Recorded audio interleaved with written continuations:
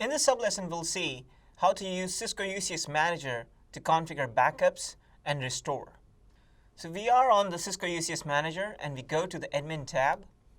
On the Admin tab, we click on the Alt panel, and under the General tab, we have an option for backup configuration. So we have the backup configuration option, and there's already a backup that is created for the switch file system, and it's an internal backup. Now I'll create a new backup operation, and we say the admin state as enabled. It's for all configuration. You can select any of these 4 operations or the type of backup that you want to perform.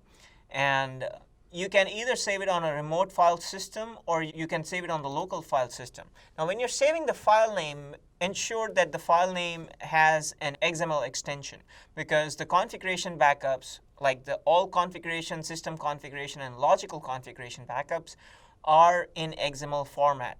Only the full state backup is in binary format. Since these are in XML format, the name of the file should be with XML extension. So we say test_all_cfg.xml. So once you type in the XML name, it will highlight the OK button. Click on OK, and this should create the XML backup of all configuration, that is logical as well as the system configuration. So we click on OK, and if we open this file, we can actually see this file on a browser window. Let me find that file, and if we look at it in, let's say, one of the applications. So the XML file is being opened in the browser, and you can see the whole configuration and in XML format. So you can go through this or use this information to perform the restoration of the configuration. Once we are done with the configuration, we can click on OK. And this is how we can take configuration backups. You can also automate the backup using the backup policies. Now for that, under the admin tab, the all section of the admin tab, and then under the all, you have a tab named policy backup and export.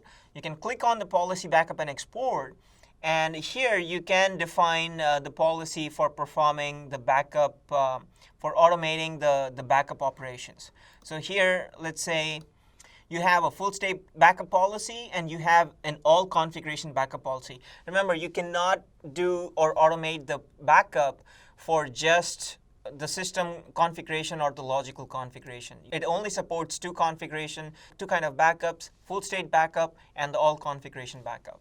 And here, based on this, here you can define the policy. So say for this all configuration or for full backup, here we can say hostname is UCS-demo, and this is going to use SCP or SFTP, and user is admin, password is whatever the password it is. A remote file, it's going to name and admin state is enabled, and schedule, you need to specify the schedule as weekly, and max files 0, database backup policy, and here the remote file you can specify as, remember the option, once you are disabled, you cannot edit the remote file. It will only be enabled or available to edit when you have the enable option.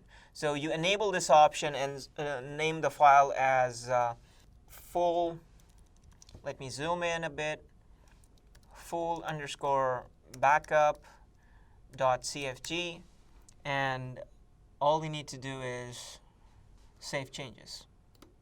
So the Cisco UCS Manager has successfully saved it. Whatever the username and password that you enter or where you're going to perform the backup is all being set or being automated through here.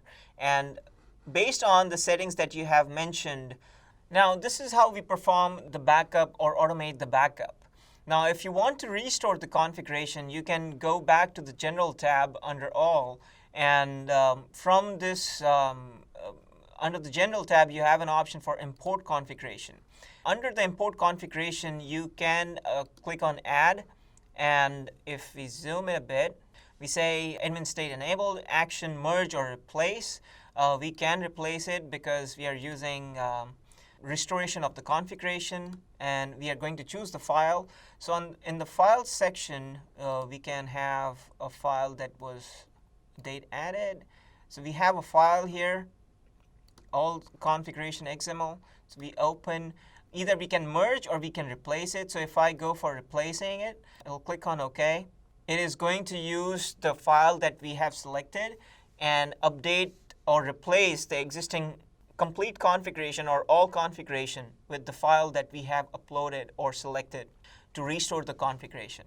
And when we click OK, it will show you what is happening. It's in progress right now, and once it's done, the status will change. And you can look at the system progress here under the FSM details, and right now it is at 98%, and then once it moves to 100%, it should be in complete status and should show as a success or failure.